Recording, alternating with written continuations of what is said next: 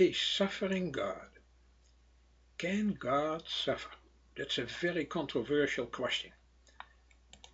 So we will discuss it. Does it matter? I would say it does. Because there is evil in the world around us, we can no longer evade this question. If God is suffering, otherwise we might be suffering alone. So it has always been at the forefront of Catholic theology. But since we had all the atrocities of the 20th century and this century, ISIS, some have declared God an accomplice, and others have made him a victim himself. We can start at our end or at God's end to answer this question. Let's start from our end. We are trying to reach God on our own terms. We usually do that in philosophy. We can tell through human reason something about God. We know that for God to be God, he must be transcendent to the cosmos. Otherwise, he would be a part of it. He is the one and only God who is the source of all things, the infinite ground and source of all that is. So understood, God is the infinite wellspring of all that is, in whom all things live and move and have their being, says St. Paul, using what Greek philosophers had said already. In short, God is transcendent to his creation. That says the Catholic Catechism, or the Catechism of the Catholic Church, in number 300. What can human reason tell us about God? What can philosophy tell us? It tells us that the universe is contingent and cannot explain itself. It needs an ultimate explanation beyond itself, the absolute that can explain the relative. But if God is an absolute and perfect being, he must also be all-powerful, all-present and all-knowing. That's what philosophy would tell us. So God's power is not like our power, but it's the very source and origin of all human power. And all other powers are not next to God, but under God. But that has an unexpected consequence if that is true. Then any change in God would take away from his perfection. So it follows that God is immutable and impassible. He cannot change and he cannot suffer. God cannot be altered by anything a creature does, for then he would depend on us. But instead we depend on him. He does not depend on us. He affects us, but we do not affect him. Our suffering cannot make him suffer. He does not undergo emotional changes, so he cannot suffer.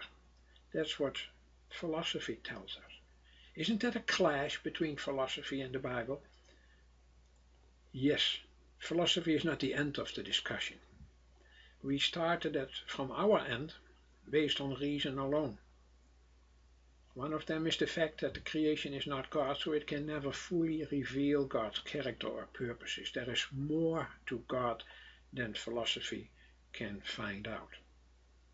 We ourselves are not perfect, so we need to be aware of the fact that we might deceive ourselves or say things about God that might be false. The heavens declare the glory of God. They are not God, so the final truth must come from the other side.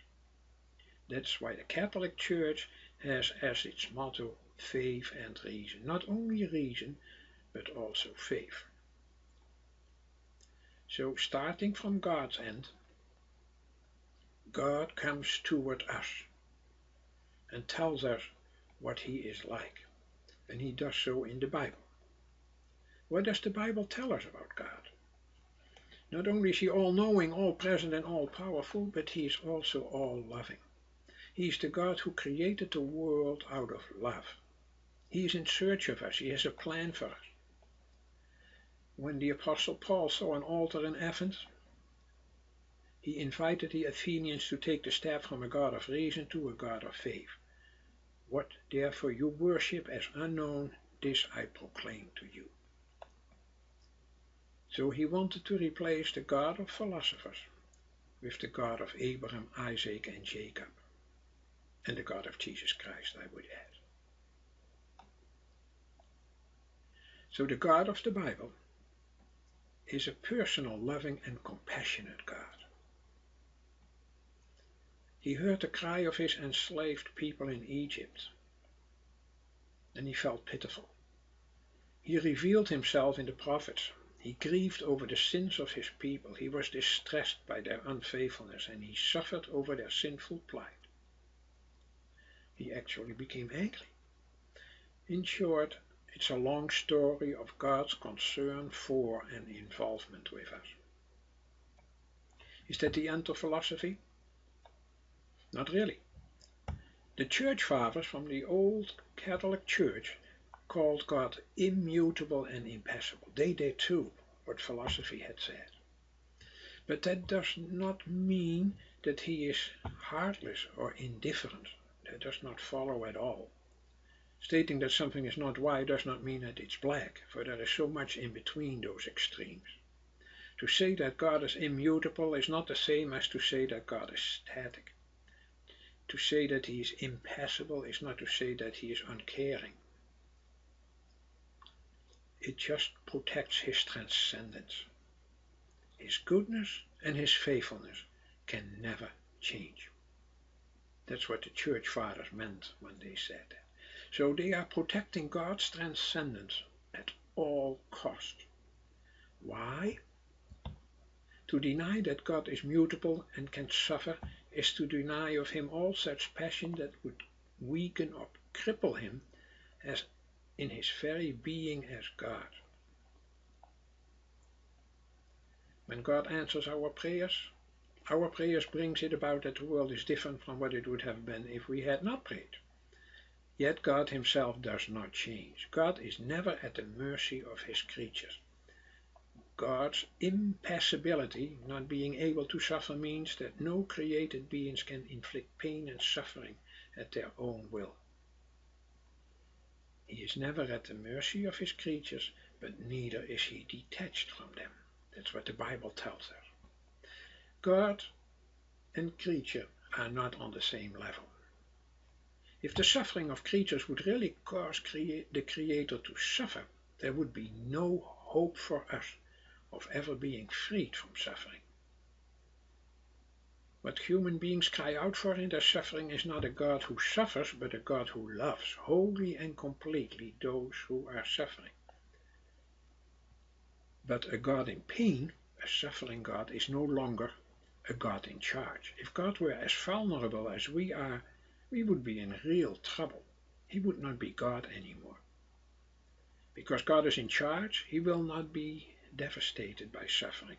It will not affect his faithfulness and sovereignty. God is impassible not because he is uncaring, but because he is unwavering in his loving salvation. Are we suffering alone? That was the question we placed at the beginning. Saint Bernard of Clairvaux said God cannot suffer, but God can suffer with. He called him not incompassible, but impassible in Latin. God is perfectly compassionate, far more compassionate than any human being. He suffers with those who suffer. He does so with a love that fully and freely embraces those who suffer. God is suffering with us, which does not mean that he is a suffering God. For if he were suffering himself, there would be little hope left for all of us who are suffering. In the end, God's immutable love will be superior to all the cruelties and absurdities of this world. So when we look from both ends, then there is something in between there. And that is the cross of Jesus of Nazareth, Jesus the Christ. So some people say, did God not suffer in Jesus? Yes and no. Jesus is the human face of God, and the human face comes with tears. Our tears are his tears. He also entered our suffering when he entered this world. The Emeritus Pope Benedict XVI said it very well. Jesus Christ is the proof that God has heard our cry. In other words, our God is a compassionate God, but not a suffering God. But didn't he also come into our suffering as a suffering God, you might ask? Did Jesus not show us a suffering God? No. The Church Fathers were very consistent in maintaining that God does not and cannot suffer, for he would not longer be God. But he who is impassible as God became truly passible as man in Jesus Christ. God himself did not suffer in Jesus. That is a heresy. It's an anti-Trinitarian heresy. It claims that both the Father and the Son suffered on the cross in one person. To hold that the Son suffered as God would mean that he experienced our human suffering as a diluted form of divine suffering. A suffering God would really be the end of the story. Placing the significance of Son's suffering within his divine nature would make his human suffering insignificant, and thus would make all human suffering insignificant. That would be an enormous price for claiming that God suffers.